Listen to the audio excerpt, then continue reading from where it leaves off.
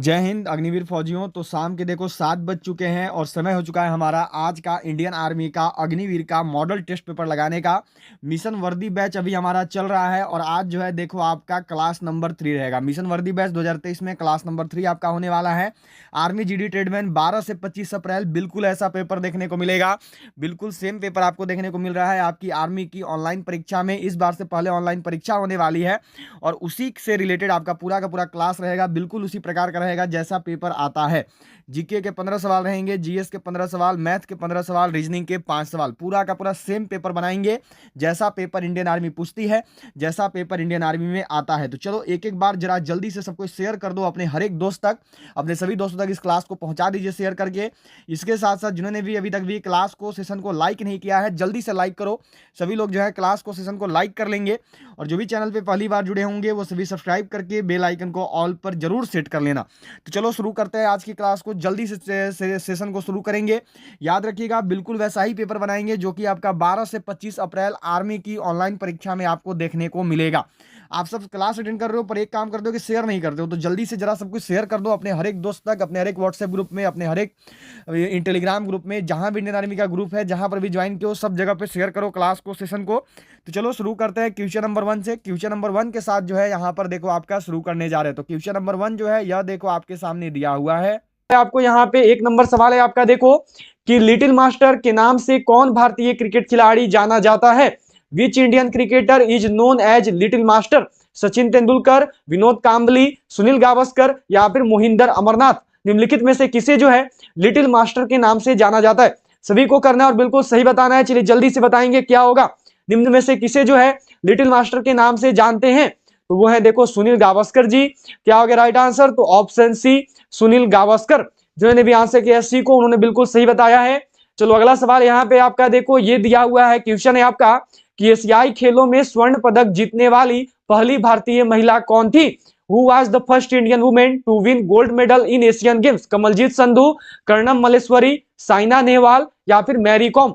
निम्नलिखित में से वह कौन सी खिलाड़ी है, कौन सी भारतीय महिला है जिनके द्वारा एशियाई खेलों में स्वर्ण पदक पहली बार जीता गया था? सभी को जो है इस क्लास का पीडीएफ टेलीग्राम ग्रुप पर दे दिया जाएगा। टेलीग्राम ग्रुप से जो जुड़ने का लिंक है वो नीचे डिस्क्रिप्शन बॉक्स में है। आप सभी जो है टेलीग्राम ग्रुप को ज्वाइन कर सकते हैं। एशियाई खेलों में स्वर्ण पदक जीतने वाली पहली भारतीय महिला कौन है? तो वो है देखो कमलजीत संधू। क्या हो जाएगा राइट आंसर? तो ऑप्शन ए कमलजीत संधू। जिनका भी आंसर है ए को उन सभी ने बिल्कुल सही यहाँ पे किया हुआ है। चलो अगले सवाल पे बढ़ेंगे। नेक्स्ट क्वेश्चन आपको यहाँ पे दिया गया है। ये सवाल है देखो कि प्रतिवर्ष विश्व जनसंख्या दिवस निम्न में से किस दिन मनाया जाता है? World population day is celebrated every year on which of the following days? 11 मार्च, 11 जुलाई, 11 अगस्त या फिर 10 जनवरी? निम्नलिखित में से किस दिन जो है प्रतिवर्ष विश्व जनसंख्या दिवस को मनाया जाता है? जल्दी से करेंगे और सभी लोग बताएंगे। चलिए जल्दी से बताइएगा प्रतिवर्ष जो विश्व जनसंख्या दिवस है यह किस दिन मनाते हैं? तो यह देखो मनाया जाता है 11 जुलाई को। क्या हो जाएगा राइट आंसर? तो ऑप्शन बी 11 जुलाई। चलो नेक्स्ट क्वेश्चन देखेंगे। अगला सवाल यह आपको यहाँ पे दिया हुआ है। देखो अगला सवाल है आपका यहाँ पे कि टेबल टेनिस किस देश का राष्ट्रीय खेल है?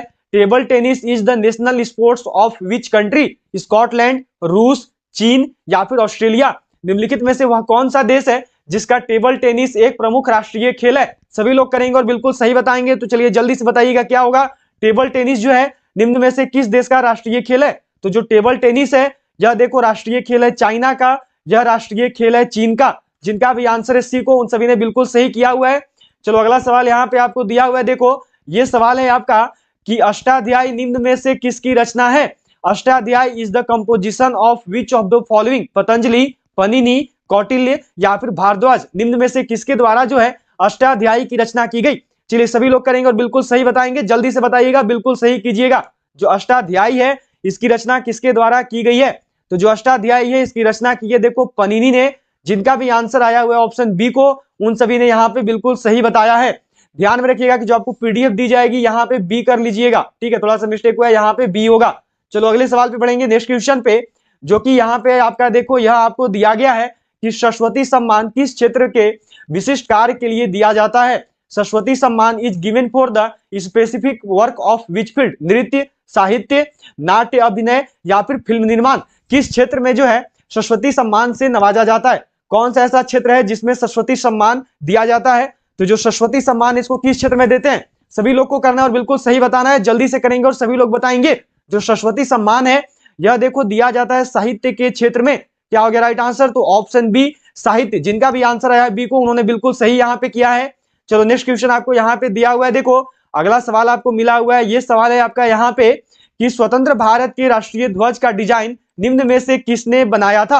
Who among the following designed the national flag of independent India? Mahatma Gandhi, Bankim Chandra Chatterjee, Rabindranath Tagore या फिर पिंगली वेंकैया? निम्न में से किसके द्वारा जो है स्वतंत्र भारत के राष्ट्रीय ध्वज का डिजाइन तैयार किया गया था? सभी लोग करेंगे और बिल्कुल सही बताएंगे। तो चलिए जल्दी से बताइएगा, बिना किसी मिस्टेक के साथ जो है सभी को बिल्कुल सही करना है।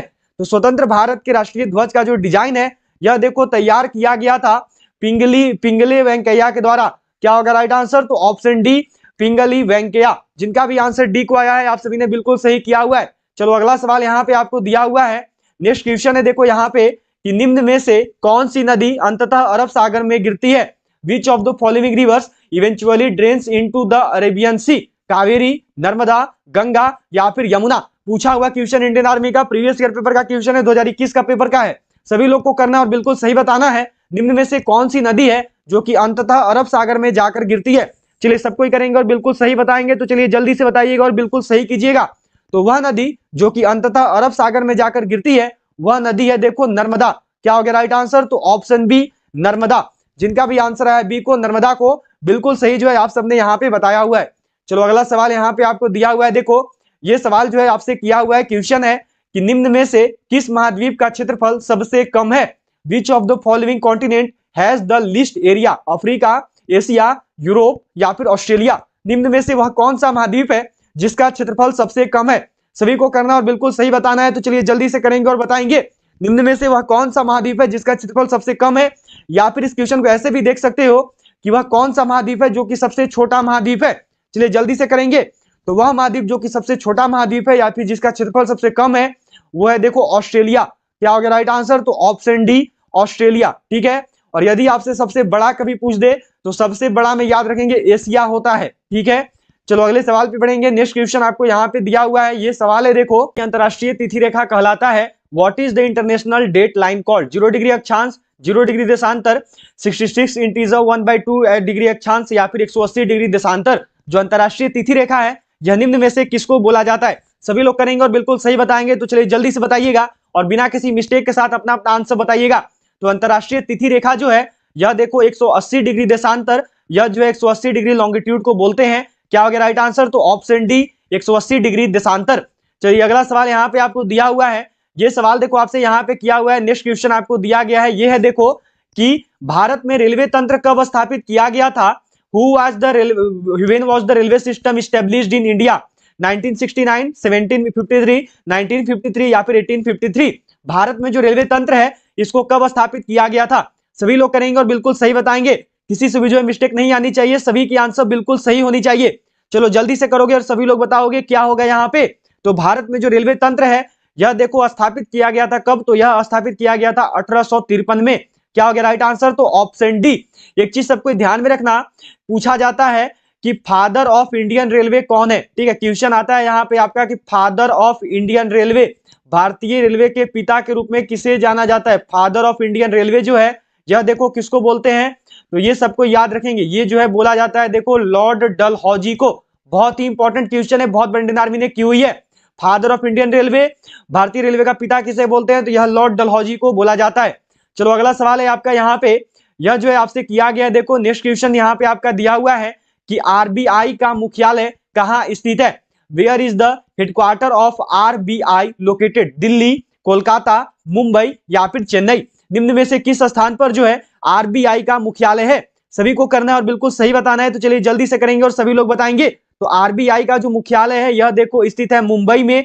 क्या हो गया राइट आंसर? तो ऑप्शन सी मुंबई। चलो अगला सवाल है आपका यहाँ पे, यह देखो दिया हुआ है, अगला सवाल आपसे किया हुआ है, ये क्वेश्चन है देखो कि भारत का राष्ट्रीय आय का प्रमुख स्रोत है what is the main source of national income of India? कृषि क्षेत्र, सेवा क्षेत्र, उद्योग क्षेत्र या फिर व्यापार क्षेत्र? भारत की जो राष्ट्रीय आय है इसका प्रमुख स्रोत क्या है? चलिए सबको ही करेंगे और बिल्कुल सही बताएंगे। तो चलिए जल्दी से बताइएगा, भारत की राष्ट्रीय आय का प्रमुख स्रोत क्या है? तो भारत की जो राष्ट्रीय आय है इसका जो प्रमुख स्रोत है वो क्या है? तो वो है देखो सेवा क्षेत्र। क्या हो गया राइट आंसर? तो ऑप्शन बी सेवा क्षेत्र, सर्विस एरिया हो गया सभी का। चलो नेक्स्ट क्वेश्चन यहाँ पे आपको देखेंगे टैक्स के रूप में जो सबसे ज्यादा भारत की राष्ट्रीय आय का स्रोत है, ठीक है।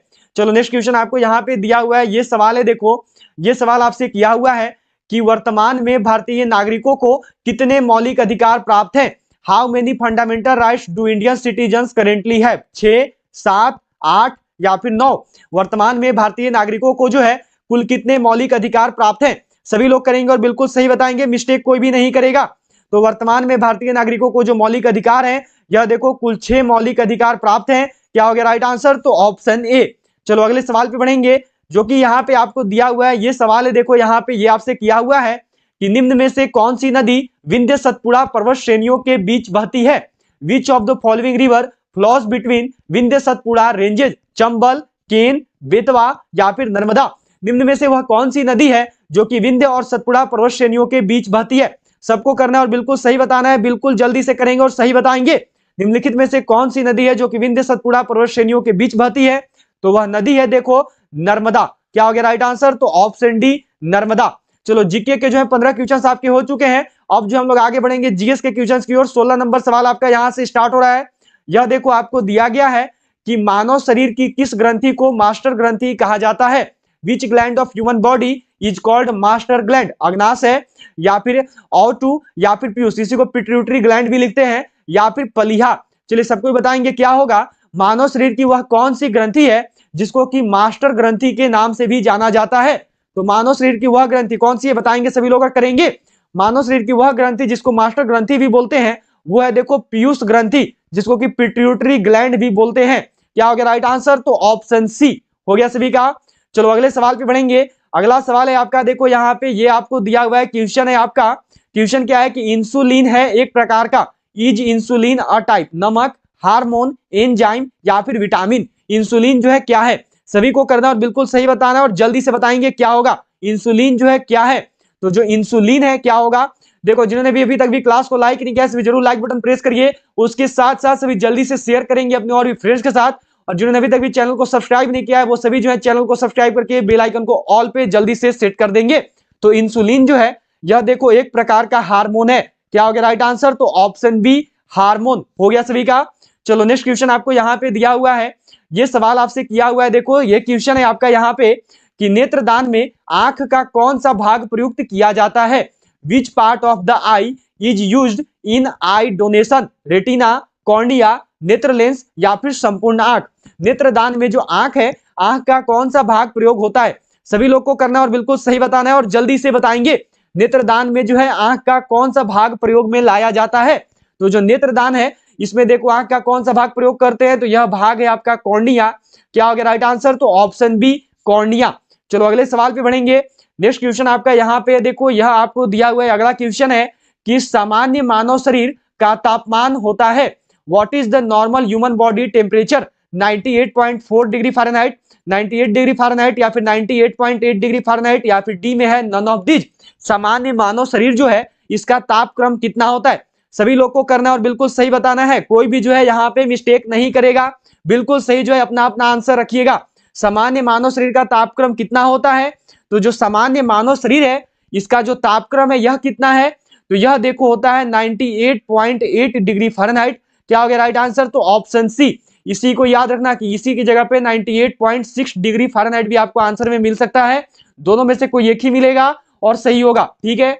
चलो नेक्स्ट क्वेश्चन देखेंगे। अगला सवाल ये है आपका, यहाँ पे देखो अगला सवाल आपको दिया हुआ है, क्वेश्चन है कि विटामिन शब्द किसने प्रतिपादित किया? Who coined the term vitamin? Mendel, Pasteur, Funk या फिर लिनेक? निम्न में से किसके द्वारा जो है विटामिन शब्द का प्रयोग किया गया? विटामिन शब्द को किसने दिया था? 20 नंबर सवाल है आपका, सभी का आंसर आना चाहिए और बिल्कुल सही आना चाहिए। चलिए जल्दी से बताएंगे क्या होगा यहाँ पे। तो विटामिन शब्द जो है यह देखो दिया गया फंक के द्वारा। क्या होगा राइट आंसर? तो ऑप्शन सी फंक। चलो नेक्स्ट क्वेश्चन देखेंगे। अगला सवाल यहाँ पे आपको मिला हुआ है, ये सवाल है देखो, क्वेश्चन किया गया है कि प्लेग किससे होता है, किसमें फैलता है? What spreads the plague? जीवाणु, प्रोटोजोआ, विषाणु या फिर इनमें सभी? जो प्लेग है यह किसके कारण फैलता है? जो प्लेग है यह किसके वजह से होता है? सभी लोग आंसर करेंगे और बिल्कुल सही बताएंगे, कोई भी जो है यहाँ पे मिस्टेक नहीं करेगा। चलिए जल्दी से अपना अपना आंसर रखिएगा क्या होगा। तो प्लेग जो है यह देखो फैलता है किसकी वजह से? तो यह फैलता है आपका जीवाणुओं की वजह से। जिनका भी आंसर है ऑप्शन ए को, जीवाणु को, उन सब ने यहाँ पे बिल्कुल सही किया है। चलो अगला सवाल दिया हुआ है, देखो आपका नेक्स्ट क्वेश्चन आपको यहाँ पे मिला हुआ है, ये है कि निम्न में से कौन सा एक कीटनाशक है? Which of the following is an insecticide? क्या होगा यहाँ पे? डीडीटी, टीएनटी, एचसीएल या फिर वीसीआर? निम्न में से कौन सा है जो कि एक प्रकार का इंसेक्टिसाइड है? बताएंगे सभी लोग कौन सा जो एक प्रकार का कीटनाशक है। तो निम्न में से जो कीटनाशक के रूप में जाना जाता है वो कौन है? तो वो है देखो डीडीटी। क्या हो गया राइट आंसर? तो ऑप्शन ए डीडीटी। चलो अगला सवाल यहाँ पे आपका है, देखो नेक्स्ट क्वेश्चन आपको दिया हुआ है, ये सवाल आपसे किया गया है। क्या क्वेश्चन है कि शराब का निर्माण किस क्रिया के परिणाम स्वरूप होता है? Alcohol is produced as a result of which action? किण्वन, उत्प्रेरण, संयोजन या फिर विस्थापन? जो शराब है, शराब का जो निर्माण है यह किस क्रिया के फलस्वरूप होता है? चलिए सबको ही करेंगे और बिल्कुल सही बताएंगे और जल्दी से बताइएगा। शराब का जो निर्माण है यह किस क्रिया के परिणाम स्वरूप होता है? तो जो शराब है इसका देखो निर्माण होता है फर्मेंटेशन के कारण, इसका निर्माण होता है किण्वन की क्रिया के कारण। क्या हो गया राइट आंसर? तो ऑप्शन ए। चलो अगले सवाल पे बढ़ेंगे, जो कि यहाँ पे आपको दिया हुआ है, ये सवाल है देखो कि निम्न में से कौन सी उत्कृष्ट गैस नहीं है? Which of the following is not a noble gas? Hydrogen, helium, neon या फिर आर्गन? निम्न में से वह कौन सी गैस है जो कि एक उत्कृष्ट गैस नहीं है? सभी को करना है और बिल्कुल सही बताना है, तो जल्दी से करिएगा और बताइएगा क्या होगा। निम्न में से कौन सी ऐसी है जो कि एक उत्कृष्ट गैस नहीं है? तो वो है देखो आपका हाइड्रोजन। जो हाइड्रोजन है यह एक नोबेल गैस की श्रेणी में नहीं आता है। चलो अगले सवाल पे बढ़ेंगे, जो कि है आपका देखो यहाँ पे नेक्स्ट क्वेश्चन आपसे किया हुआ है, ये सवाल है प्रीवियस ईयर पेपर का क्वेश्चन है, आया हुआ है। जल का शुद्धतम रूप है, what is the purest form of water? नल का जल, वर्षा का जल, भौम का जल या फिर आसुत जल? निम्न में से वह कौन सा है जो कि जल का एक शुद्धतम रूप है? निम्न में से जल का एक शुद्धतम रूप क्या होता है? सभी लोग करेंगे और बिल्कुल सही बताएंगे, तो चलिए जल्दी से बताइएगा जल का शुद्धतम रूप क्या है। तो प्योरेस्ट फॉर्म ऑफ वाटर जो है वह देखो रेन वाटर है। क्या हो गया राइट आंसर? तो ऑप्शन बी वर्षा का जल। चलो अगले सवाल पे बढ़ेंगे, जो कि है आपका यहाँ पे देखो ये क्वेश्चन आपको दिया हुआ है। क्या क्वेश्चन है आपका यहाँ पे? यह देखो मिला हुआ है कि शैंपेन और सोडा के बुलबुले होते हैं, में बुलबुले होते हैं। शैंपेन एंड सोडा है बबल्स, किसके कारण? कार्बन डाइऑक्साइड के कारण, हाइड्रोजन के कारण, नाइट्रोजन के कारण, या फिर जो आपका ऑप्शन डी है यह देखो दिया हुआ है ऑक्सीजन के कारण। जो देखो जो शैंपेन और सोडा है, प्रीवियस ईयर पेपर का क्वेश्चन है, 2021 के आर्मी के पेपर में आ रखा है। सभी लोग करेंगे और जल्दी से बताएंगे क्या होगा यहाँ पे। तो शैंपेन और सोडा में जो बुलबुले हैं यह देखो किसके कारण बनते हैं? तो यह बनते हैं CO2, यह बनते हैं कार्बन डाइऑक्साइड की वजह से। क्या हो गया राइट आंसर? तो ऑप्शन ए। चलो अगले सवाल पे बढ़ेंगे, जो कि है आपका यहाँ पे यह देखो दिया गया है कि कार्बन का शुद्ध रूप क्या है? What is the pure form of carbon? हीरा, ग्रेफाइट, चारकोल या फिर फ्लोरीन? निम्न में से कार्बन का शुद्ध रूप क्या होता है? सभी लोग करेंगे और बिल्कुल सही बताएंगे, तो चलिए जल्दी से बताइएगा निम्न में से जो है कार्बन का शुद्ध रूप क्या होता है? तो कार्बन का जो शुद्ध रूप है ना यह है देखो हीरा। क्या हो गया राइट आंसर? तो ऑप्शन ए हीरा, डायमंड। चलो अगले सवाल पे बढ़ेंगे, जो कि यहाँ पे आपको दिया हुआ है, ये क्वेश्चन है देखो क्या सवाल है आपका यहाँ पे, यह आपसे किया गया है कि जल का घनत्व किस तापमान पर सर्वाधिक होता है? At what temperature is the density of water highest? 0 degree Celsius, 4 degree Fahrenheit, 4 degree kelvin या फिर 4 डिग्री सेल्सियस? जो जल का जो घनत्व है यह किस तापमान पर सर्वाधिक होता है? सभी लोग को करना है और बिल्कुल सही बताना है, किसी से भी जो है यहाँ पे मिस्टेक नहीं होनी चाहिए, जल्दी से करेंगे। तो जल का जो घनत्व है यह देखो अधिकतम होता है ये देखो अधिकतम होता है कितने पर? तो यह अधिकतम होता है 4 डिग्री सेल्सियस पर। जिनका भी आंसर है ऑप्शन डी उन सभी ने यहाँ पे बिल्कुल सही किया है। चलो अगले सवाल पे बढ़ेंगे, जो कि आपका देखो यहाँ पे यह आपका सवाल है 29 नंबर सवाल है कि दूध के घनत्व को किसके द्वारा मापा जाता है? By whom is the density of milk measured? Lactometer, hydrometer, barometer या फिर नेक्स्ट में है आपका हाइग्रोमीटर? निम्न में से किसके द्वारा जो है दूध के घनत्व को मापा जाता है? सभी लोग करेंगे और बिल्कुल सही बताएंगे, तो चलिए जल्दी से करिएगा और बताइएगा क्या होगा। जो दूध का घनत्व है इसको किसके द्वारा मापते हैं? तो दूध का जो घनत्व है इसको देखो मापा जाता है लैक्टोमीटर के द्वारा। क्या हो गया राइट आंसर? तो ऑप्शन ए लैक्टोमीटर। चलो नेक्स्ट क्वेश्चन आपका यहाँ पे दिया हुआ है देखो 30 नंबर सवाल है और साइंस सेक्शन का आखिरी क्वेश्चन है, इसके बाद आपका मैथ शुरू हो जाएगा। इंद्रधनुष कितने रंग दिखाता है? How many colours does a rainbow show? 7, 10, 12 या फिर 5? एक इंद्रधनुष जो है यह कितने रंग दिखाता है? सभी को करना और बिल्कुल सही बताना है, तो चलिए जल्दी से बताइएगा क्या होगा। जिन्होंने अभी तक भी क्लास को शेयर नहीं किया है सभी जरूर शेयर करेंगे अपने और फ्रेंड्स के साथ। उसके साथ साथ सभी लाइक बटन जरूर प्रेस कर दीजिएगा, और जिन्होंने अभी तक भी चैनल को सब्सक्राइब नहीं किया है वो सभी जो है चैनल को सब्सक्राइब करके जल्दी से बेल आइकन को ऑल पे सेट कर देंगे। तो इंद्रधनुष जो है यह देखो कुल 7 रंग दिखाता है। क्या हो गया राइट आंसर? तो ऑप्शन ए 7। चलो अब जो है यहां से आपका मैथ शुरू हो जाएगा। 31 नंबर सवाल है आपका। यह देखो यहां पे दिया हुआ है, क्या क्वेश्चन है यहाँ पे देखो आपका, कि एक 250 मीटर लंबी रेलगाड़ी एक सिग्नल के खंबे को 15 सेकंड में पार करती है। रेलगाड़ी की चाल कितनी है? रेलगाड़ी की चाल जो आपको किलोमीटर प्रति घंटे में बताना है, ठीक है। तो हम लोग को क्या निकालना, हम लोग को यहाँ पे चाल निकालनी है, ठीक है। चाल बराबर फॉर्मूला क्या होता है? तो चाल बराबर फॉर्मूला होता है दूरी बटा समय, ठीक है। 250 मीटर दूरी है, समय ले रहा है 15 सेकंड का, मतलब कि ये हो गया देखो दूरी बटा में समय, ठीक है। लेकिन एक चीज यहाँ पे याद रखेंगे, हम लोग अभी जो है ये मीटर प्रति सेकंड में, ठीक है, और हमें आंसर करना है किलोमीटर प्रति घंटे में, तो इसको जो है किलोमीटर प्रति घंटे में बदलेंगे। किलोमीटर प्रति घंटे में बदलने के लिए जो है देखो हमें 18/5 से गुना करना पड़ता है। अब जो है ये आपका बन जाएगा किलोमीटर प्रति घंटा। यहां तक सबका हो गया ना। इसको कट करते हैं, ठीक है। 5 से जो है यह देखो कट जाएगा 50 बार में, फिर इसको कट करो 5 से 3 बार में, और ये कट गए 10 बार में। 3 से जो है ये आपका कट होगा 6 टर्म में। तो राइट आंसर कितना आ गया? तो ये आ गया देखो 10 × 6 किलोमीटर पर आवर। मतलब कि राइट आंसर क्या है? तो यह देखो आपका 60 किलोमीटर पर आवर। क्या हो जाएगा राइट आंसर? तो इसका जो राइट आंसर है वो होगा ऑप्शन बी। जिन्होंने भी आंसर किया है बी को, आप सभी ने बिल्कुल सही बताया हुआ है। चलो अगले सवाल पे बढ़ेंगे। अगला सवाल है आपका, यहाँ पे ये देखो आपको दिया गया है कि एक नाव धारा की दिशा में 8 किलोमीटर दूरी 1 घंटे में तय करती है, तथा धारा के विपरीत 2 किलोमीटर दूरी 1 घंटे में तय करती है। धारा का वेग कितना है? ठीक है, ये जो आपसे यहाँ पे क्वेश्चन दिया गया है। तो पहले क्या करेंगे, पहले जो है ना हम लोग धारा की दिशा में चाल निकालेंगे, ठीक है।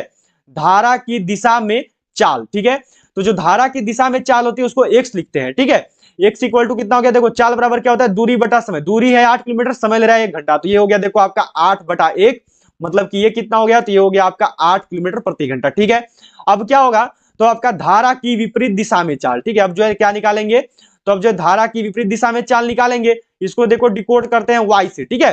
क्या हो गया चाल बराबर? तो ये होता है दूरी बटा में समय। तो दूरी है 2 किलोमीटर का, बटा में समय हो गया 1, मतलब कि चाल इसका कितना हो गया? तो इसका भी जो चाल है वो हो गया 2 किलोमीटर प्रति घंटे। आपसे क्या पूछा? आपसे पूछा है धारा का वेग, स्पीड ऑफ द। यहाँ पे देखो ये थोड़ी सी इंग्लिश वाली मिस्टेक हुई, ठीक है, इंग्लिश पे ध्यान नहीं देंगे आप सब। चलिए बताइएगा क्या होगा? धारा का वेग, ठीक है। धारा का वेग कितना है? Speed of the stream. तो धारा का जो वेग है इसको देखो कैसे निकालते हो? इसको निकालते हैं 1/2 इंटू x माइनस वाई करके, ठीक है। तो ये क्या हो गया? तो ये हो गया देखो 1/2 इंटू में 8 - 2, ये कितना आ गया? तो ये आ गया देखो 1/2 इंटू में 6, 2 से कट करोगे तो 3 बार में कट हो जाएगा। मतलब राइट आंसर क्या है? तो इसका जो राइट आंसर है वो है देखो 3 किलोमीटर पर आवर। क्या हो गया राइट आंसर? तो ऑप्शन बी। चलो नेक्स्ट क्वेश्चन देखेंगे। ये जो है आपसे यहाँ पे किया गया है, देखो ये सवाल है आपका कि साधारण ब्याज की किस वार्षिक प्रतिशत दर से कोई धनराशि 12 वर्ष में स्वयं की दुगना हो जाएगी, ठीक है। जो ऑप्शन है ये इस प्रकार से लिखे गए हैं, देखो 8.1/3, 8 इंटीजर 1/3 है। नेक्स्ट में दिया हुआ है देखो 7 इंटीजर 6/5। उसी प्रकार से अगला भी है, ये लिखा हुआ है देखो 8 इंटीजर 6/9, और ये लिखा हुआ आपका 5 इंटीजर 5/7, ठीक है। पूर्णांक में दिए हुए हैं। कैसे होगा? देखो यहां पर जो आपको क्या दिया हुआ है, समय दिया हुआ है। समय कितना है? तो समय देखो आपका t = 12। हम लोग SI मान लेंगे x, ठीक है, और जो p है जो प्रिंसिपल अमाउंट होता है उसको भी मान लेंगे x। आपको क्या बोला है? आपको बोला है किस वार्षिक प्रतिशत दर से आपको निकालना है r इक्वल टू फॉर्मूला होता है देखो यहाँ पे 100 इंटू में SI, और बाई में होता है देखो आपका यहाँ पे p इंटू टी, ठीक है। अब क्या हो गया? तो r इक्वल टू हो गया आपका 100 इंटू में SI है x, p भी है x, और t कितना है? तो t है देखो आपका 12। x से x कट गया, कट करोगे इसको देखो तो ये कितनी बार में? तो मानो 2 से 6 टर्म में। फिर उसके बाद इसको कट करोगे तो ये देखो हो गया 2 से 50 टर्म में। फिर मानो इसको कट करना है तो ये हो गया 2 से 3 टर्म में, और ये हो गया आपका देखो यहाँ पे 2 से 25 टर्म में, ठीक है। तो आपका देखो आ रहा है r इक्वल टू 25/3। इसको जब कट करिएगा ना तो ये आएगा आपका 8.1/3। ये जो है राइट आंसर होगा 8.1/3%। क्या हो गया राइट आंसर? तो ये हो गया आपका ऑप्शन ए। क्या हो जाएगा आंसर? तो ऑप्शन ए हो गया सभी का। चलो नेक्स्ट क्वेश्चन देखेंगे। अगला सवाल ये जो है आपको यहाँ पे दिया हुआ है, देखो ये सवाल मिला हुआ है आपका यहाँ पे। ये क्वेश्चन जो है आपसे किया हुआ है देखो कि एक पहिया का व्यास 1.26 मीटर है, ये एक चक्कर लगाने में यह कितनी दूरी तय करेगा, ठीक है। ये जो है आपको यहाँ पे क्वेश्चन दिया हुआ है। एक चक्कर लगा रहा है, मतलब कि वो जो है पूरा का पूरा एक परिधि घूम जा रहा है, ठीक है। तो यहाँ पे इसका क्या हो गया? ये परिधि हो गया, ठीक है। जो आपका पहिया है वो कैसा होता है? तो वो वृत्ताकार होता है, मतलब कि वृत्त का परिधि, ठीक है। वृत्त का परिधि ये कितना होता है? तो ये होता है देखो 2πr, ठीक है। यहाँ पे अब देखो पाई को एक तरफ ला लो, और इसको इतना लिख सकते हैं कि नहीं, पाई इंटू 2r, इतना तो लिख ही सकते हैं। यदि इस प्रकार से फॉर्मूला है तो पाई इंटू 2r इतना भी लिख सकते हैं इसको। अब देखो यहाँ पे आपको व्यास दिया हुआ है, पहले पाई का वैल्यू लिख लो, पाई का वैल्यू हो गया देखो 22/7। अब आपको यहाँ पे 2r दिया हुआ है, ये देखो जो व्यास होता है वह त्रिज्या का दुगना होता है, मतलब कि 2r इक्वल टू यहाँ पे आपको मिला हुआ है 1.26, ठीक है। तो ये क्या हो गया, तो ये हो गया आपका यहाँ पे इंटू में 1.26। यहां तक आगे होंगे सभी।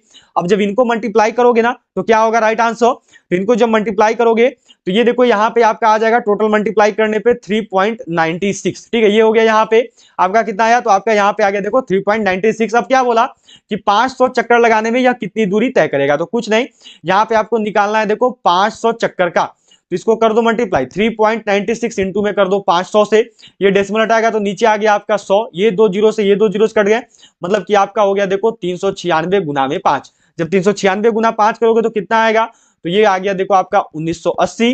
क्या हो जाएगा राइट आंसर, तो ये है 1980 मीटर। क्या हो गया आंसर, तो ऑप्शन बी 1980 मीटर हो गया सभी का।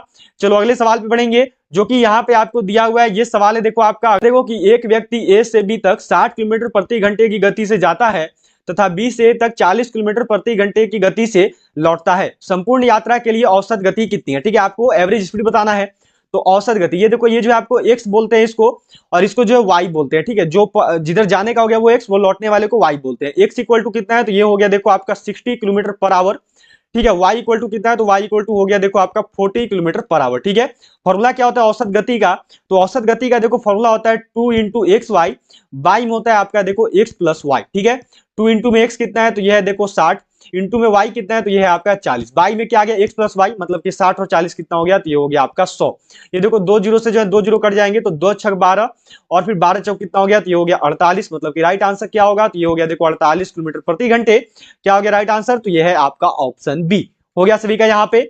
चलो नेक्स्ट क्वेश्चन देखेंगे, अगला सवाल यह जो है आपका यहाँ पे दिया हुआ है, देखो नेक्स्ट क्वेश्चन है आपका यहाँ पे, अगला सवाल है आपको देखो यह मिला हुआ है कि एक बेलन के आधार का व्यास 42 सेंटीमीटर है तथा इसके वक्र पृष्ठीय क्षेत्रफल 1320 सेंटीमीटर स्क्वायर है।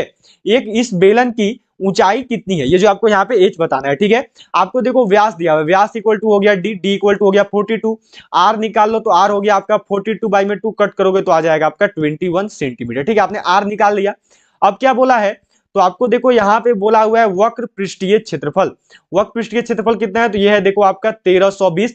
वक्र पृष्ठीय क्षेत्रफल का फॉर्मूला होता है देखो 2 pi R H, 2 pi R H equal to हो गया आपका 1320। अब क्या हो गया, तो ये हो गया देखो 2 pi R H equal to 2 into 22/7 into में आर कितना है, तो आर है आपका 21 और इंटू में एच आपको पता नहीं तो हो गया एच, और इक्वल टू में यहाँ पे आपका रहेगा 1320। यहां तक सबको आगे होंगे। 7 से देखो ये जो आपका 3 बार में कट जाएगा, ठीक है। कितना आ गया, तो ये आ गया देखो आपका 22 दूनी 44, 44 गुना 3 करेगा तो हो गया आपका 132। तो ये हो गया देखो आपका 132 गुना एच और बराबर में हो गया यहाँ पे 1320, ठीक है। अब एच इक्वल टू करोगे तो क्या हो गया, तो ये हो गया आपका देखो 1320 बटा में 132, कट करोगे तो आ गया 10, मतलब कि एच इक्वल टू क्या है, तो एच इक्वल टू है आपका 10 सेंटीमीटर। क्या हो गया राइट आंसर, तो इसका जो राइट आंसर है वो हो गया ऑप्शन सी। आ गया सभी का। चलो अगले सवाल पे बढ़ेंगे। अगला सवाल है आपका यहाँ पे देखो, यह जो है आपको दिया हुआ है, नेक्स्ट क्वेश्चन है आपका यहाँ पे, यह आपको मिला हुआ है कि दो नल एक टंकी को क्रमशः 2 घंटे तथा 3 घंटे में भर देते हैं। यदि दोनों नल एक साथ खोल दिए जाएं तो टंकी भरने में कितना समय लगेगा, ये जो है आपको यहाँ पे क्वेश्चन दिया हुआ है। सबसे पहले देखो ये ए हो गया, ठीक है। मैंने आपको हमेशा बोला ये ए हो जाता है, ये बी हो जाता है। ए कितना है, तो ए हो गया 2 आवर, बी कितना है, तो बी हो गया देखो 3 आवर, ठीक है। जब भी दोनों को साथ में मिलकर बोले तो फॉर्मूला क्या होता है, तो फॉर्मूला आप सबको पता है, वो हम लोग सिंपल सा फॉर्मूला लगा देते हैं, ए इंटू बी बाई में ए प्लस बी। तो ये कितना हो गया, तो ये हो गया 2 गुना 3 बटा में हो गया देखो 2 प्लस 3, ठीक है। ये कितना आ गया, तो ये आ गया आपका 6 बटा 5। कितना आ रहा है आपका, तो आपका यहाँ पे आ रहा है 6 बटा 5 घंटा, ठीक है। इसको मिनट में बदल लो पहले, तो ये हो गया देखो 6 बटा 5 गुना मिनट में बदलोगे तो मिनट में बदलने के लिए क्या करना होगा, तो 60 से जो है गुना करना पड़ेगा, ठीक है। 5 से जो 60 है देखो 12 बार में कट हो जाएगा, तो कितना आ रहा है, तो हो गया 12 छक 72, मतलब कि आपका आ रहा है देखो 72 मिनट। अब जो 72 मिनट है इसको देखो यहाँ पे हम 1 घंटा लिख सकते हैं, ठीक है। अब आपका 60 मिनट इसमें से खत्म हो गया और बचा 12 मिनट, मतलब कि राइट आंसर क्या आएगा, तो ये आएगा 1 घंटा 12 मिनट। क्या हो जाएगा राइट आंसर, तो ये है आपका ऑप्शन सी। जिनका भी आंसर सी आया आप सबने बिल्कुल सही किया हुआ है। चलो अगले सवाल पे बढ़ेंगे। नेक्स्ट क्वेश्चन है आपका यहाँ पे देखो, यह दिया गया है कि दो संख्याएं 2:3 के अनुपात में है, इनका गुणनफल 96 है, इनका योगफल कितना होगा, ठीक है। हम लोगों ने क्या करना है, तो माना वो संख्याएं कितनी कितनी है, तो माना जो संख्या है वो मानो हो गई एक 2x और एक हो गई 3x, ठीक है। इनका गुणनफल मतलब कि हो गया आपका 2x into 3x equal to में आ गया 96। ये हो गया देखो 6x स्क्वायर इक्वल टू हो गया आपका 96। एक्स स्क्वायर करोगे तो ये हो गया 96 बाई में 6, ठीक है। इसको जब कट करोगे ना तो कितनी बार में कट होगा, तो यह हो गया देखो 1, और नेक्स्ट में आपका बचा 3 और 6, तो ये कितना बार में जाएगा, तो जल्दी से करेंगे और सभी लोग करेंगे। यहाँ पे क्या होगा राइट आंसर, बिल्कुल सही जो है सभी को करना है, तो ये देखो हो गया 16 बार में, ठीक है। 16 से 96 हो गया। अब x इक्वल टू करोगे तो ये आ गया आपका अंडर रूट में 16, मतलब कि ये हो गया आपका 4, x का वैल्यू आपका 4 आ रहा है। अब क्या बोला, इनका योगफल कितना है, ठीक है, इनका आपको योग निकालना है, तो ये योग इक्वल टू होता है देखो 2x प्लस में 3x, ठीक है, यही हुआ ना। ये कितना हो गया, तो ये हो गया आपका 5x, ये कितना हो गया, तो 5 इंटू में x का वैल्यू हो गया 4, तो ये आ गया 20। क्या हो गया राइट आंसर, तो ये है आपका ऑप्शन बी 20 हो गया सभी का यहाँ पे। चलो नेक्स्ट क्वेश्चन देखेंगे, अगला सवाल जो कि यहाँ पे आपका दिया हुआ है। देखो ये सवाल किया गया है आपसे कि एक कमरे की 4 दीवारों का क्षेत्रफल 220 वर्ग मीटर है, इसकी चौड़ाई तथा ऊंचाई क्रमशः 8 मीटर तथा 5 मीटर है, कमरे की लंबाई कितनी होगी, ठीक है। आपसे एल पूछा हुआ है, एल कितना आएगा, उसके साथ साथ यहाँ पे देखो आपको बी मिला हुआ है चौड़ाई ब्रेथ जो कि कितना है, तो वो 8 है, एच मिला हुआ है हाइट जो कि कितना है, तो वह 5 है, ठीक है। आपको क्या बोला, 4 दीवारों का क्षेत्रफल, ठीक है, यहाँ पे मैं लिख दे रहा हूं 4 दीवारों का क्षेत्रफल इक्वल टू कितना दिया है, तो वह देखो दिया हुआ है 220, ठीक है। 4 दीवारों का जब भी क्षेत्रफल बोले तो एक फॉर्मूला होता है, वो क्या है, तो वो होता है देखो 2 इंटू में एल प्लस बी और इंटू में आपका होता है एच, इक्वल टू कितना हो गया, तो ये हो गया आपका 220। यहां तक लगभग सबको आगे होंगे। अब क्या होगा, तो ये देखो होता है 2 इंटू में एल, एल कितना है, तो एल देखो आपको पता नहीं है, ठीक है, प्लस में बी कितना है, तो बी देखो आपको दिया गया ये है 8, इंटू में एच कितना हो गया, तो ये हो गया 5, बराबर में हो गया देखो आपका 220, ठीक है यहां तक। अब देखो इनको आपस में मल्टीप्लाई कर दो जो कि ब्रैकेट के बाहर है, तो ये कितना आ गया, तो ये हो गया देखो यहाँ पे एल प्लस 8 इंटू में हो गया यहाँ पे आपका 10, बराबर में हो गया आपका 220। ये देखो 0 से 0 कट गया, तो अब क्या आ गया, तो अब आ गया देखो एल इक्वल टू 22 माइनस में 8, जब 22 माइनस 8 करोगे तो कितना होता है, तो ये होता है 14, मतलब कि राइट आंसर कितना हो गया, तो ये हो गया 14 मीटर। क्या हो जाएगा राइट आंसर, तो ये है आपका 14 मीटर। कहां पे राइट आंसर हुआ, तो ये हो गया आपका ऑप्शन डी आ गया सभी का। चलो नेक्स्ट क्वेश्चन पे बढ़ेंगे अगले सवाल पे, जो कि है आपका यहाँ पे देखो यह आपको दिया गया है कि 6 तथा 54 के बीच मध्यानुपाती क्या होगा, ठीक है। मध्यानुपाती देखो ये जो है इसको ए बोलते हैं और ये जो इसको बी बोलते हैं, ठीक है। मध्यानुपाती निकालने का सिंपल सा फॉर्मूला होता है, वो होता है देखो अंडर रूट में ए इंटू बी, तो अंडर रूट में ये हो गया 6, बी कितना है, तो बी है 54, 54 को सिंपली क्या करिए तोड़िए, ठीक है, तो अंडर रूट में आ गया ये 6, 54 को जब आप तोड़ोगे तो कितनी बार में जाएगा, तो ये देखो हो गया 6, 6 तिया 18, 18 तिया 54, इतने बार में जो है कट हो जाएंगे, ठीक है। अब देखो 2 6 के लिए 1 6 बाहर आ जाएगा, 2 3 के लिए 1 3 बाहर आ जाएगा, मतलब राइट आंसर कितना हो गया, तो ये हो गया 18। इनका मध्यानुपाती कितना होगा, तो वो होगा ऑप्शन डी आ गया सभी का यहाँ पे। चलो नेक्स्ट क्वेश्चन देखेंगे, अगला सवाल ये आपको यहाँ पे दिया हुआ है। देखो नेक्स्ट क्वेश्चन है आपका यहाँ पे कि 20% तथा 15% क्रमिक बट्टों के समान समतुल्य बट्टा क्या होगा, ठीक है। यहाँ पे आपको बताना है कि समतुल्य बट्टा क्या होगा, चलिए सबको बताएंगे यहाँ पे क्या होगी, ठीक है, का समतुल्य बट्टा जो है कितना होगा। समतुल्य बट्टा निकालने का पता आप सबको है, कैसे निकालते हैं यहाँ पे, तो वह देखो क्या होता है, तो सिंपल सा हम लोग को क्या निकालना है, समतुल्य बट्टा बताना है। तो पहले यहाँ पे मानो हो गया हमारा विक्रय मूल्य हम लोग निकालेंगे, तो हमारा जो अंकित मूल्य है वो मानो हमने मान लिया 100, ठीक है। अब क्या बोला, 100 का 20% छूट दिया, ठीक है, 100 का 20% छूट दिया, तो ये कितना हो गया, तो ये हो गया देखो आपका 80%, ठीक है। प्रतिशत हटाएंगे तो नीचे लग जाएगा देखो आपका बटा में 100, फिर गुना में इसमें से वापस इसने जो है 15% का छूट दिया, तो अब ये कितना हो गया, तो अब ये हो गया 85, फिर बटा में लग गया आपका यहाँ पे 100। यहां तक हो गया सभी का। सिंपल सा तरीका है, देखो ये जो 2 जीरो है इन 2 जीरो से इनको कट कर दो, ये 1 जीरो से मानो ये कट गया, 5 से देखो 17 बार में कट होंगे, 5 से जो है ये आपका 2 बार में कट हो जाएंगे, ठीक है। फिर 2 से ये 4 बार में, मतलब कि 17 चौका कितना आ गया, तो 17 चौका जो है आपका आ गया 68, ठीक है। आपने विक्रय मूल्य पता कर लिया 68। अब आपसे पूछा गया, आपसे पूछा है समतुल्य बट्टा, समतुल्य बट्टा इक्वल टू क्या, तो मानो जो आपने अंकित मूल्य माना था 100, उसमें से 68 को घटा दो, कितना हो गया, तो ये हो गया देखो आपका यहाँ पे 32%। क्या हो जाएगा राइट आंसर, तो ये हो गया आपका ऑप्शन ए आ गया सभी का यहाँ पे। चलो अगले सवाल पे बढ़ेंगे, जो कि यहाँ पे आपको दिया हुआ है। देखो ये सवाल है आपका, क्वेश्चन क्या है कि एक परीक्षा में उत्तीर्ण होने के लिए 35% अंक लेने होते हैं, एक विद्यार्थी को 40 अंक मिले तथा वह 30 अंकों से अनुत्तीर्ण हो गया, परीक्षा के अधिकतम अंक कितने हैं। हम लोग क्या करेंगे ना, हम लोग जो है यहाँ पे लिख लेंगे, माना जो मैक्सिमम मार्क्स है, जो अधिकतम अंक है वह देखो हमने मान लिया x, ठीक है। यहाँ पे अब आपको क्या बोला, उत्तीर्ण होने के लिए जो है 35% अंक लाने होते हैं, मतलब कि ये क्या हो गया, तो ये हो गया देखो x का 35%, जो टोटल अंक है, जो अधिकतम अंक है उसका इसको 35% लाना होता है। वह क्या हुआ, 40 अंक लाया, लेकिन 30 अंक से फेल हो गया, मतलब कि वो जो है 35% मार्क्स भी नहीं ला पाया। तो इसको 35% लाने में और कितना का जरूरत था, तो इसको देखो जरूरत था और 30 का, तो यहाँ पे प्लस में 30 कर देंगे, ठीक है। अब क्या हो गया, तो ये हो गया देखो 100 गुना में 35 बटा में 100 और इक्वल टू में है ये आपका 70। ठीक है, अब क्या आ गया, तो x इक्वल टू हो गया देखो 70 गुना में 100 और नीचे बटा में आ जाएगा 35। इसको उधर से इधर लाएंगे तो 35 देखो ये 2 बार में कट हो जाएगा, मतलब x इक्वल टू कितना हो गया, तो ये हो गया 200। क्या है राइट आंसर, तो वो है आपका ऑप्शन ए। आ गया सभी का यहाँ पे। चलो अगले सवाल पे बढ़ेंगे जो कि यहाँ पे आपको दिया हुआ है। ये सवाल है देखो आपका, नेक्स्ट क्वेश्चन आपसे किया गया है कि एक विद्यालय में 36% छात्राएं हैं तथा 864 छात्र हैं, कुल विद्यार्थियों की संख्या कितनी है। आपको जो है यहाँ पे कुल विद्यार्थी बताने हैं कि टोटल छात्र जो है कितने होंगे, कुल विद्यार्थी जो है कितने हैं। चलिए इसको निकालेंगे यहाँ पे और सभी लोग जो है बिल्कुल सही यहाँ पे अपना अपना आंसर बताएंगे, किसी से भी जो है यहाँ पे देखो मिस्टेक नहीं होनी चाहिए। ठीक है, हम लोग क्या कर लेंगे, मान लेंगे यहाँ पे, ठीक है, माना कि जो कुल विद्यार्थी हैं, ठीक है, माना कि क्या करेंगे हम लोग मान लेंगे कुल विद्यार्थी जो है वो मानो हमने मान लिया x। ठीक है, यहाँ पे अब क्या बोला है, हम लोग क्या करेंगे, तो वो देखो हो गया आपका छात्रों की संख्या। ठीक है, छात्रों की संख्या पहले लिख लेंगे। देखो मानो 100% है, ठीक है, 100% है, उसमें से 36% लड़कियां हैं। ठीक है, 36% लड़कियां हैं, मतलब कि लड़के कितने हैं, तो लड़के जो हैं आपके हैं देखो 64%। ठीक है, तो इसलिए जो कुल विद्यार्थी हैं उसका 64% जो है लड़का लोग है, तो ये हो गया देखो 64 बटा में 100% हटाएंगे तो, और लड़का कितना है, तो लड़का है देखो आपका 864। ठीक है, x इक्वल टू कितना हो गया, तो ये हो गया देखो 864 गुना में 100 और फिर बटा में आ जाएगा आपका 64। यहां तक तो सबको आगे होंगे। ठीक है, अब जो ये है देखो इसके आगे क्या होगा, ये आप सब जल्दी से करो और बताओ यहाँ पे क्या आएगा राइट आंसर, इसके आगे जो है क्या होगा। अब जो ये मैं आपको दे रहा हूं होमवर्क, ठीक है, मैंने आधा सॉल्यूशन कर दिया है, अब आप सबको पूरा सॉल्यूशन करना है और याद रखेंगे यही चारों में से जो एक राइट आंसर है। सभी लोग जो इसका आंसर कमेंट बॉक्स में जाइए और करेंगे कि क्या होगा इसका राइट आंसर। ठीक है, सभी को आंसर करना और बिल्कुल सही बताना है कि इसका आंसर क्या आएगा। ये जो है आपका आज का होमवर्क है, यहां तक मैंने कर दिया, आपको आगे खुद से बढ़ना है। चलो अगला सवाल है आपका यहाँ पे, ये जो है आपको दिया हुआ है, देखो ये क्वेश्चन है आपका, क्वेश्चन जो है ये आपसे किया हुआ है। देखो यहाँ पे ये सवाल है आपका कि सुरेश प्रतिदिन 450 मिलीलीटर दूध पीता है, वह 2 सप्ताह में कितने लीटर दूध की खपत करेगा। ठीक है, प्रतिदिन कितना पी रहा है, तो 450 मिलीलीटर पी रहा है।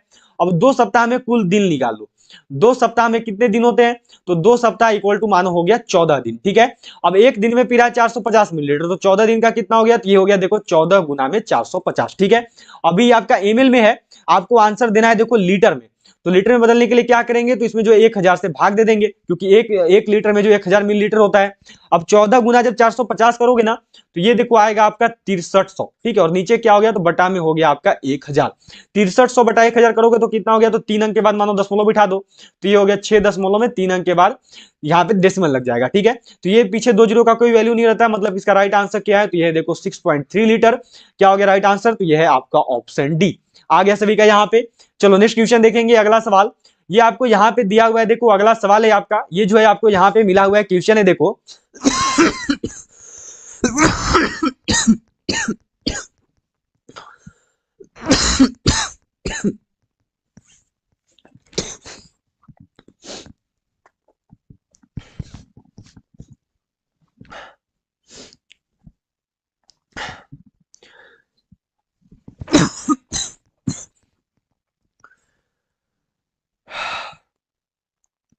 चलो अगला सवाल है आपका कि एक नाव के 10 नाविकों में से 56 किलोग्राम भार वाले व्यक्ति के स्थान पर नया व्यक्ति आने से औसत भार में 800 ग्राम की वृद्धि हो जाती है, नए नाविक का भार कितना है। ये जो है आप सबको यहाँ पे आंसर करना है। ठीक है, तो पहले हम लोग क्या करेंगे ना, पहले जो हम लोग निकाल लेंगे कि भार में जो है कुल कितना वृद्धि हो रहा है। ठीक है, भार में वृद्धि पहले पता कर लेंगे। तो देखो क्या है, तो 800 ग्राम है, ग्राम को पहले क्या करना है, केजी में बदल लेना है। ठीक है, क्योंकि आंसर केजी में करना है, तो ये देखो 1000 हो गया, बटा में गुना में आपका क्या आ गया, तो गुना में देखो टोटल कितना लोग बढ़ रहा है, तो टोटल कितना नाविक है, तो टोटल नाविक है देखो 10। ठीक है, यहां तक हो गया सबका। ये देखो ये जीरो से ये जीरो, ये 2 जीरो से जाएंगे, ये 2 जीरो कट जाएंगे, मतलब कि भार में वृद्धि कितनी हो रही है, तो ये हो रही है देखो 8 केजी की। ठीक है, अब आपसे यहाँ पे क्या बोला, अब से यहाँ पे आपको बताना है नए नाविक का भार। ठीक है, नया नाविक का भार कितना है, तो पहले से देखो कितना था, तो पहले से था 56। यहां तक क्लियर है, पहले से वो लोग 56 केजी का था, 8 और बढ़ जा रहा है, मतलब कि ये कितना आ गया, तो ये है आपका देखो 64 केजी का। क्या हो जाएगा राइट आंसर, तो इसका राइट आंसर है देखो ऑप्शन डी 64 केजी। हो गया सभी का यहाँ पे। चलो अगले सवाल पे बढ़ेंगे। अगला सवाल जो है यह देखो आपको यहाँ पे दिया गया है, नेक्स्ट क्वेश्चन जो है ये आपसे किया हुआ है। देखो ये सवाल है कि जिस प्रकार अध्ययन का संबंध ज्ञान से है उसी प्रकार कार्य का संबंध से है। As study is related to knowledge in the same way work is related to वेतन, प्रशिक्षण, रोजगार या फिर अनुभव। जिस प्रकार अध्ययन का संबंध जो है ज्ञान से है उसी प्रकार जो कार्य है इसका संबंध किससे है। चलिए सब कुछ बताएंगे और करेंगे यहाँ पे क्या होगा। तो देखो, जिस प्रकार अध्ययन करने पर हमें ज्ञान मिलता है, जिस प्रकार स्टडी करने पर हमें नॉलेज मिलता है, उसी प्रकार कार्य करने पर जो हमें देखो एक्सपीरियंस, उसी प्रकार कार्य करने पर जो है हमें अनुभव मिलता है। क्या हो गया राइट आंसर? तो ऑप्शन डी। चलो अगले सवाल पे बढ़ेंगे। नेक्स्ट क्वेश्चन है आपका यहाँ पे, ये देखो दिया गया है, क्या सवाल है आपका यहाँ पे, देखो ये जो है आपसे किया गया है कि अगला पद ज्ञात करें। दुख संतावना, सौरो कंसोलेशन, सूखा अकाल, सुखी खुशी उत्तेजना, या फिर देखो ग्रह परिक्रमण, या फिर दर्द सामक। सामक का मतलब देखो दवा भी होता है, याद रखेंगे ये दवा भी है, ठीक है। चलो बताना है, सामक का मतलब याद रखना दवा भी होता है, ठीक है। तो यहाँ पे सामक का मतलब दवा भी समझ सकते हो। अगला पद बताना है, अगला पद जो है क्या होगा, ये जो है आप सबको यहाँ पे आंसर करके बताना है। देखिए, जिस प्रकार दुख में जो है संतावना दिया जाता है, ठीक है, जब दुख होता है तो दुख पर संतावना देते हैं, सौरों पर जब हम लोग कंसोलेशन करते हैं, उसी प्रकार जब दर्द होती है तो दर्द में दवा दी जाती है। तो क्या हो गया राइट आंसर? तो ये हो गया आपका ऑप्शन डी, दर्द का दवा, दर्द का सामक, ठीक है, सेडेटिव मिलता है। चलिए अगले सवाल पे बढ़ेंगे। ये यहाँ पे अगला सवाल है आपका, देखो कि असमान पदों की पहचान करें, आइडेंटिफाइड द ऑड पोजीशंस। यहाँ पे है देखो इन्वायरमेंट, वातावरण जिसको बोलते हैं एक तरीके से, ठीक है, यहाँ पे मानो लिख दे रहा हूं वातावरण। अगला सवाल है आपका, देखो यहाँ पे मुखौटा, फिर है भीड़, फिर है छिपाना। निम्नलिखित में से कौन सा ऐसा है जो कि आपका असमान है, जिसमें जो है आपको यहाँ पे जो है बताना है, असमान की पहचान जो है आपको यहाँ पे करना है, ठीक है। चलिए सब कुछ बताएंगे क्या होगा। यहाँ पे एक चीज याद है ना, ये यहाँ पे आवरण लिखा हुआ है, ठीक है, यहाँ पे याद रखेंगे सबको, यहाँ पर जो आपका आवरण लिखा हुआ है, कवर लिखा हुआ है, ठीक है, ये गलत है, आवरण यहाँ पे लिखा हुआ है, ठीक है। यहाँ पर जो आपका आवरण लिखा हुआ है, जैसे कोई छिपता है ना तो उसको आवरण बोलते हैं, कि वो छिपा हुआ है, वह आवरण लिया हुआ है, वो खुद को कवर किया हुआ है। तो ऑप्शन नंबर ए में आपका कवर है, आवरण है, बी में मास्क है, सी में क्राउड और डी में हाइड है, ठीक है।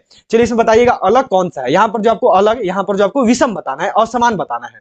तो देखो यहाँ पर जो विषम है, यहाँ पर जो असमान है ना, वह कौन है? तो वह है आपका भीड़। वह कौन है? तो वह है आपका क्राउड। कैसे ये अलग है? क्योंकि देखो आवरण या फिर इसको बोलते हैं कवर या मास्क या फिर छिपाना, इन सब में कहीं ना कहीं जो है मतलब छिपने से छुपा हुआ है, बचने से छुपा हुआ है, लेकिन जो भीड़ है, क्राउड, ये थोड़ी अलग है, ठीक है। चलो अगले सवाल पे बढ़ेंगे। अगला सवाल है आपका यहाँ पे, देखो यह आपको दिया हुआ है 49 नंबर सवाल है, ये आपसे किया गया है, देखो कि भिन्न की पहचान करें, identify the difference. Nepal, Ireland, Indonesia या फिर अफगानिस्तान। निम्नलिखित में से कौन सा ऐसा है जो कि भिन्न है, जो कि अलग है? चलिए सबको करना और बिल्कुल सही बताना है, जल्दी से बताएंगे। यदि आपने अभी तक भी क्लास को लाइक नहीं किया तो सभी जरूर लाइक बटन प्रेस करिएगा। उसके साथ साथ सभी शेयर जरूर करेंगे अपने और फ्रेंड्स के साथ, और जिन्होंने अभी तक भी चैनल को सब्सक्राइब नहीं किया है वो सभी जो है चैनल को सब्सक्राइब करके जल्दी से जो है बेल आइकन को ऑल पे सेट कर देंगे। भिन्न की पहचान करें, इनमें से कौन सा ऐसा है जो कि अलग है? तो देखो नेपाल और इंडोनेशिया और अफगानिस्तान, ये तीनों के तीनों जो है ना, ये तीनों के तीनों देखो आते हैं एशिया महाद्वीप में, ठीक है, एशिया महाद्वीप में आते हैं। लेकिन जो आयरलैंड है यह अलग है, क्योंकि जो आयरलैंड है ये आता है यूरोप कॉन्टिनेंट में, ये जो है यूरोप में आता है, ठीक है, ये अलग हो गया। चलो अब जो है आपका आज का यहाँ पे लास्ट क्वेश्चन है, ये आपको दिया हुआ है, देखो कि जिस प्रकार फैसला का संबंध सुनाना से है, उसी प्रकार नियम का संबंध से है। चलिए बताइएगा क्या होगा? कार्यान्वित करना, अनुपालन करना, मानना या फिर पेश करना। क्या होगा राइट आंसर? सभी को करना है और बिल्कुल सही बताना है। चलिए बताइएगा क्या होगा। जिस प्रकार जो फैसला का संबंध है, यह देखो सुनाने से है, बताने से है। जिस प्रकार यहां पर जो आपका जजमेंट रिलेटेड है प्रोनाउंसमेंट से, उसी प्रकार जो रूल है यह किससे संबंधित है? तो देखिए, जिस प्रकार फैसला को सुनाते हैं, किसी को बताते हैं, उसी प्रकार जो नियम है उसको जो इंप्लीमेंट किया जाता है, उसको जो है कार्यान्वित करते हैं, उसको जो है लागू करते हैं। क्या हो गया राइट आंसर? तो इसका जो राइट आंसर है वो हो गया देखो ऑप्शन ए। चलो इसी के साथ जो है आपको आज के 50 क्वेश्चन करवा दिए गए हैं। सबको पता है, इसको जरूर बताइएगा कि आपने 50 में से कितना क्वेश्चन सही किया। उसके साथ साथ मैंने आज आपको मैथ का थोड़ा सा होमवर्क दिया था आगे अगला बताने के लिए कि इसका राइट आंसर क्या होगा, आधा मैंने छोड़ दिया था।